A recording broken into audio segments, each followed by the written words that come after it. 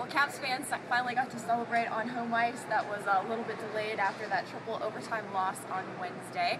And what did you think of how the Caps played this afternoon? Well, I thought they came out obviously strong. The second period, there was a bit of a lull there. The Rangers came out really hard there for 10 minutes. And I think the turning point in the game was the 2 penalty kills the Capitals had. They really did a great job of killing off the penalties when the Rangers had a chance to take a 2-1 lead and really seize the series. And they blocked shots, cleared the front of the net, got in the lanes, and those were huge kills. And shortly after that, Backstrom scored that big goal to make it 2-1. Yeah, Backstrom's effort on that play was pretty amazing. He took a hit, gave another hit, and then eventually got back around to have the game winner. Ted, did you have any observations from kind of what you saw from the 60 minutes? Yeah, Thank heaven, 60 minutes. I thought the Caps had a lot of good.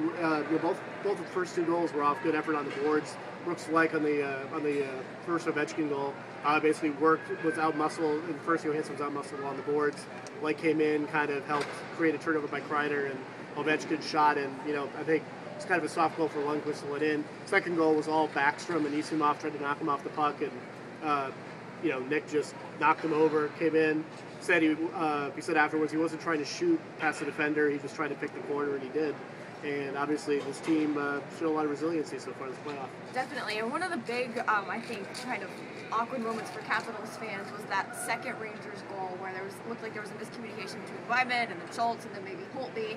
And you had a chance to talk to Holtby after the game, so let's just kind of clear up what happened on that play and what he told you. Well, when watching, the back referee's calling icing, so Braden's looking that way because the puck's coming down that end. The puck goes over Weidman. The linesman at the blue line waves it off. Holtby still has his arm up. He thinks it's icing. He was signaling I think icing. Weidman and Schultz both think that that Holtby's going to come out and play the puck. And I talked to Braden after the game. I said, "That's not icing. You come play that puck." He says, "Absolutely, I would play that." But Braden said he wasn't going to blame it on the linesman.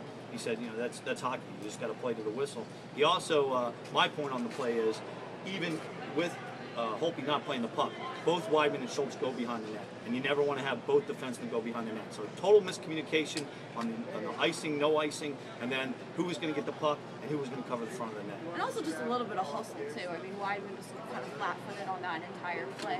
It did end up costing the Capitals, but fortunately, they were allowed in the end. To the Caps' credit too, I mean, a goal like that in the past years might have deflated this team. I mean, they came out.